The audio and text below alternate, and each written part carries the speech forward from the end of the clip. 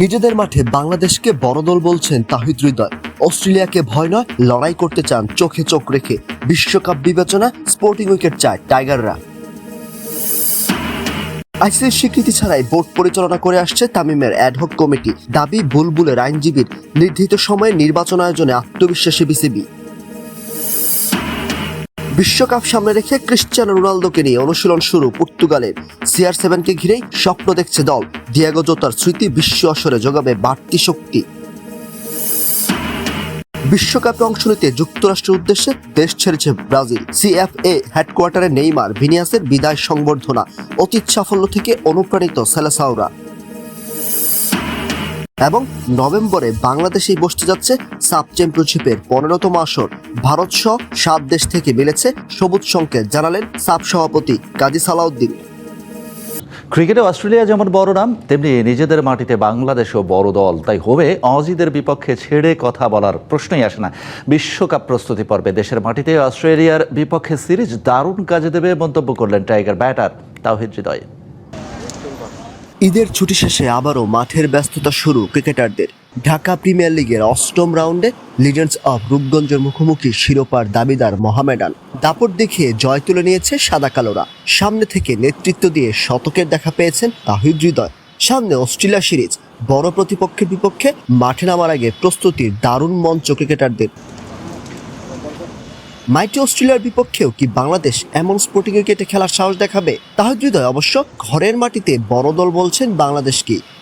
International প্রত্যেকটা টিমই বড়। Australia হয়তো বা বড় নাম, বাট আমাদের হোমে আমরাও বড় টিম। এবং লাস্ট কিছু সিরিজ এবং যদি দেখেন শুধু ওডিআই ফরম্যাট না, সব ফরম্যাটে আমরা খুব ডমিনেট পারফর্ম করছি অ্যাজ এ টিম হিসেবে। পাকিস্তানের বিপক্ষে দারুণ পারফরমেন্সের পর আত্মবিশ্বাস বেড়েছে দলে। একই সঙ্গে প্রত্যাশাও বেড়েছে। 2027 ওয়ানডে বিশ্বকাপকে সামনে রেখে মেগা পরিকল্পনা জাতীয় দলের টিম ম্যানেজমেন্টের। তাই অজিদের বিপক্ষে স্পোর্টিং উইকেটেই খেলার লক্ষ্য বাংলাদেশের। আইসিসি যেসব ইভেন্টগুলো আমরা খেলে থাকি, ওইসব উইকেট সবসময় ভালো উইকেটই থাকে, স্পোর্টিং উইকেট থাকে। তো আমাদের ওইসব জায়গায় পারফর্ম করতে গেলে, ভালো করতে গেলে অ্যাজ এ টিম হিসেবে রেজাল্ট যদি আমরা চাই, আমাদের ভালো উইকেটই খেলতে হবে। ডিপিএলে 3 নাম্বার পজিশনে খেলছেন হৃদয়, রানও পাচ্ছেন নিয়মিত। এদিন করেছে সেঞ্চুরি। তবে জাতীয় দলে খেলতে হয় নিচের দিকে, জানিয়ে অবশ্য আক্ষেপ নেই ব্যাটারের। খেলতে চান দলের প্রয়োজন মতো। আমি সবসময় বলেছি এবং বলবো যে আমি তো টিম যেটা ডিমান্ড করবে সবসময় টিমের প্রায়োরিটি ফার্স্ট। এটা টোটালি ডিসিশন নেবে ক্যাপ্টেন বা টিমের ম্যানেজমেন্ট যারা আছে তারা ডিসিশন নেবে। এটা তো আমি বলে কিছু করতে পারবো না। নাহিদ রানাকে নিয়ে আশার কথা শোনালেন মোহামেডান অধিনায়ক। 2-1টা ম্যাচ খারাপ করলেও তার উপর আশা হারাতে চান না হৃদয়। নাহিদ রানা ওকে একটা ওভার চার্জ করেছে দেখে ওর উপরে থেকে বিলিভটা আমি হারাইনি, কারণ জানি ওই কি, আর ওই আমাদের টিমের জন্য কি করতে পারে, শুধু টিম নয় আমাদের দেশের জন্য কি করতে পারে। স্বাক্ষর পাল, খেলার খবর। তামিম ইকবালের অ্যাডহক কমিটিকে এখনও বৈধতা দেয়নি আইসিসি। সংস্থাটির পর্যবেক্ষক দলের সাথে আলোচনার পর জানিয়েছেন আমিনুল ইসলাম বুলবুলের আইনজীবী। আমিনুল ইসলাম ও তামিম ইকবালের বোর্ডকে এক টেবিলে বসে সমঝোতার প্রস্তাবও দিয়েছে আইসিসি। ত্রয়োদশ জাতীয় সংসদ নির্বাচনের পরেই পরিবর্তন আসছে বাংলাদেশ ক্রিকেট বোর্ডে। আমিনুল ইসলামের বোর্ড ভেঙে গঠন করা হয় অ্যাডহক কমিটি, যার নেতৃত্বে সাবেক অধিনায়ক তামিম ইকবাল। কেবল নির্বাচন আয়োজনের দায়িত্ব থাকলেও নতুন করে কাউন্সিলর তালিকা প্রণয়ন করে এই কমিটি। এতে করে নির্বাচনের গ্রহণযোগ্যতা নিয়ে প্রশ্ন উঠছে। দায়ের করা হচ্ছে একের পর এক রিট। আর এমন পরিস্থিতিতেই বাংলাদেশ সফরে আইসিসির 2 সদস্যের প্রতিনিধি দল। 5 তারকা হোটেলে অ্যাডহক কমিটি, নির্বাচন কমিশন ও বিসিবির লিগ্যাল টিমের সাথে আলোচনা করেন তারা। আগের কমিটির সাথেও বসেছিল আইসিসির কমিটি। ভার্চুয়ালি যোগ দেন সাবেক সভাপতি আমিনুল ইসলাম বুলবুল। বোর্ড ভাঙার প্রক্রিয়া উপস্থাপন করেন তিনি। বোর্ড ঘিরে এমন লঙ্কাকাণ্ডে রীতিমতো হতবাক তারা। তারা তো বিদেশে থাকে, তারা তো আসলে আমাদের দেশের কালচারটা পুরোপুরি বোঝে না। জিনিসটা আসলে বুঝিয়ে বলবো, যাতে এটা তারা যে একদম কনফিউজ হয়ে যাচ্ছে, এটা কনফিউজ হওয়ার মতো কোনো কিছু না। আইসিসির সবশেষ বোর্ড সভাতেও ছিল না বাংলাদেশের কোনো প্রতিনিধি। ক্রিকেটের সর্বোচ্চ নীতি নির্ধারণী সংস্থায় তাই তামিম ইকবালের গ্রহণযোগ্যতাও প্রশ্নের মুখে। জাতীয় ক্রীড়া পরিষদ গঠিত এই অ্যাডহক কমিটিকে কি আদৌ বৈধতা দিয়েছে আইসিসি?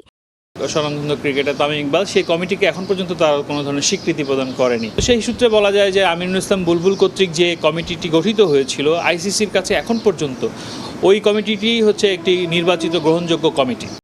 অ্যাডহক কমিটিকে স্বীকৃতি দেয় না আইসিসি, তবে বাস্তবতার নিরিখে সমঝোতার জন্য সাবেক আর বর্তমান কমিটিকে এক টেবিলে বসার বিকল্প নিয়েও আলোচনা হয়েছে। বিসিবির অ্যাডহক কমিটি আইসিসির প্রতিনিধি দলের ঢাকা সফর নিয়ে গোপনীয়তা রাখছে। আনুষ্ঠানিক বিবৃতি পেতে সময় লাগতে পারে আরও কিছুদিন। বিসিবির আইনজীবী অবশ্য আত্মবিশ্বাসী। এদিকে বিসিবি নির্বাচনের তফসিল ও ভোটার তালিকা চ্যালেঞ্জ করে হাইকোর্টে রিট করেছে আগের বোর্ডের 6 কাউন্সিলর। যথাসময়েই হচ্ছে পরবর্তী নির্বাচন। তবে এত সব কর্মকাণ্ডের প্রেক্ষিতে ক্রিকেট বোর্ডের সরকারি হস্তক্ষেপের প্রমাণ মিললে নিষেধাজ্ঞা আরোপ হতে পারে দেশের ক্রিকেট ও বিসিবির ওপরে।